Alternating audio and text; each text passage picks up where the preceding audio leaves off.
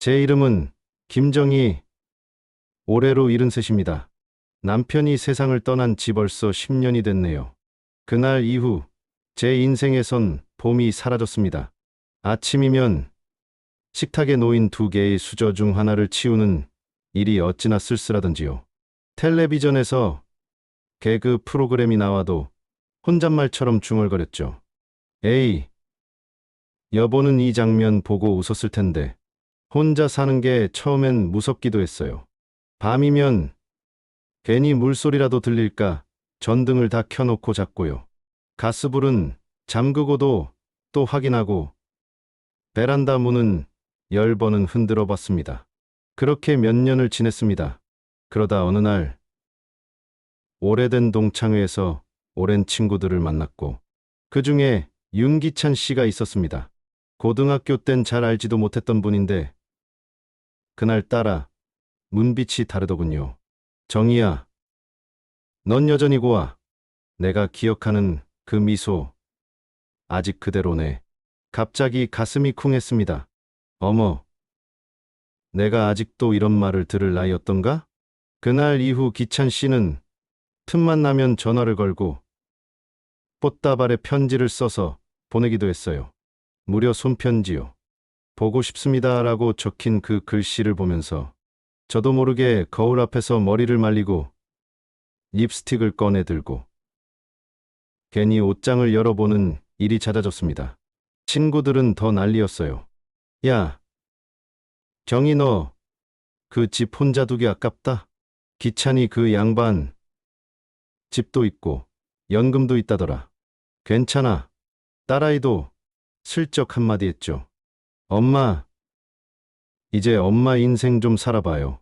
사랑도 하시고 사람들 말처럼 항운 재혼이라는 단어가 현실로 다가오는 순간이었습니다.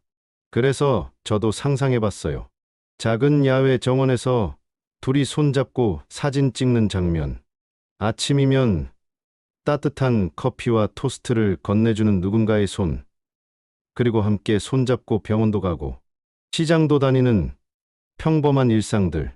참, 그게 그렇게 멀지 않은 듯했어요. 하지만요, 아무리 머릿속으로 꽃길을 그려봐도 제 발걸음은 자꾸만 멈춰섰습니다.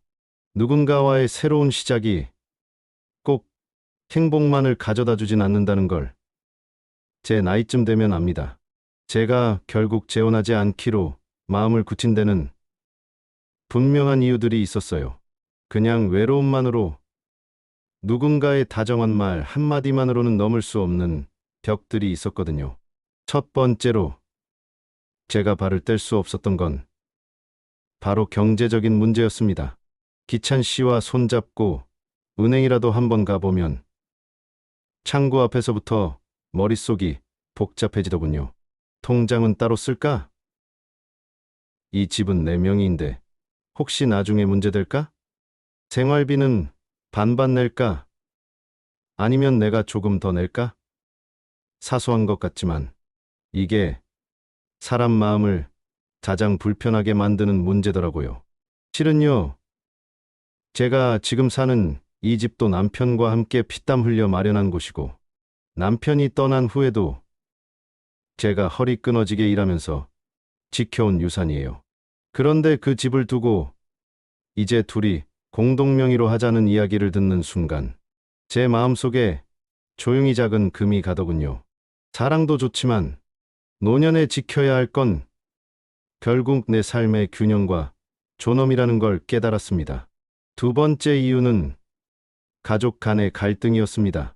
겉으론 엄마도 이제 행복하셔야죠 하던 딸이 기찬 씨와 한번 식사 자리를 가진 후부터는 묘하게 말수가 줄더군요.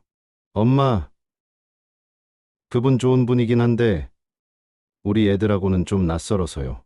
손주들도 갑자기 할아버지라는 말에 어색하게 웃기만 하고요.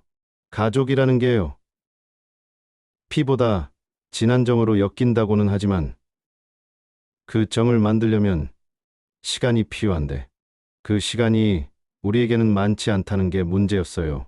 괜히 억지로 엮었다가 남도 되고 가족도 아니고 어중간한 사이가 되어버릴까봐 두려웠습니다. 그리고 세 번째는 건강 문제였습니다.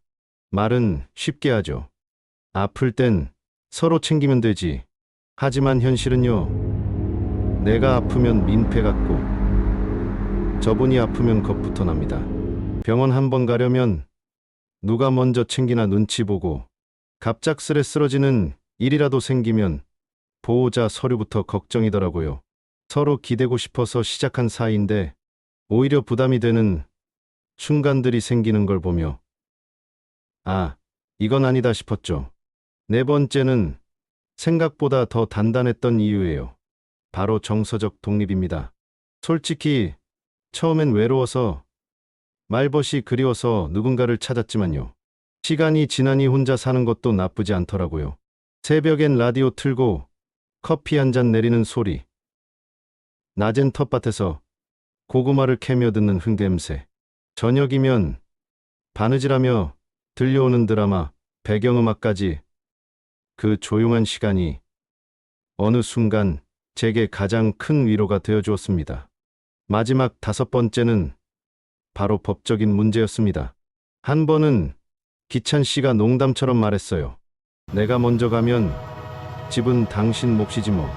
그 말에 웃었지만 마음은 무거웠어요. 유산, 상속, 배우자 권리 생각보다 복잡한 서류들 사이에서 괜히 아이들에게 짐이 될 수도 있겠다는 생각이 들었습니다.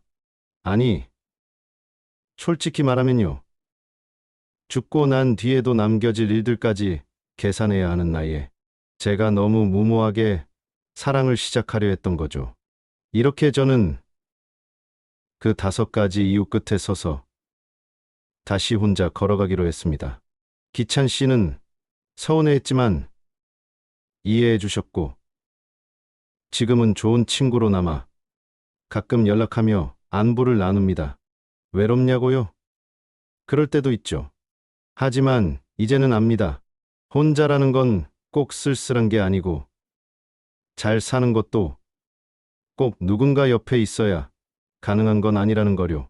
살다 보면 우리는 늘 누군가를 기다리며 살죠. 젊었을 땐 사랑을, 중년엔 자식의 안부를, 그리고 나이 들어선 함께할 것을요. 저도 그랬습니다. 누군가와 다시 사랑을 시작하면 인생이 더 따뜻해질 줄 알았어요. 하지만 이제는 알게 됐습니다. 따뜻한 인생은 꼭 누가 만들어줘야만 하는 게 아니더군요. 내가 나에게 따뜻할 수 있어야 그게 진짜 평온이고 진짜 행복이더라고요. 저는 오늘도 아침 햇살이 드는 부엌에서 조용히 커피를 내립니다. 라디오에선 내 노래가 흐르고 창밖 텃밭엔 고구마 잎이 바람에 흔들리고 있어요. 누가 곁에 없어도 저는 이 삶이 충분히 괜찮습니다.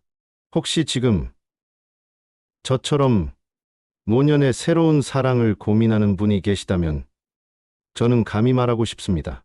누군가를 만나 행복해지는 것도 좋지만 스스로의 삶이 편안하고 단단해졌는지 먼저 돌아보시기려. 혼자 사는 게 외로움이 아니라 고요한 평화일 수도 있다는 걸 잊지 마시고요. 사랑은 늘 아름답지만 그 사랑이 나를 무겁게 한다면 굳이 짐을 쥐고 걷지 않아도 됩니다. 저는 이제 제 인생의 마지막 장을 조용히 그리고 우아하게 넘기고 싶습니다. 혼자지만 외롭지 않은 삶, 그게 제가 선택한 길입니다.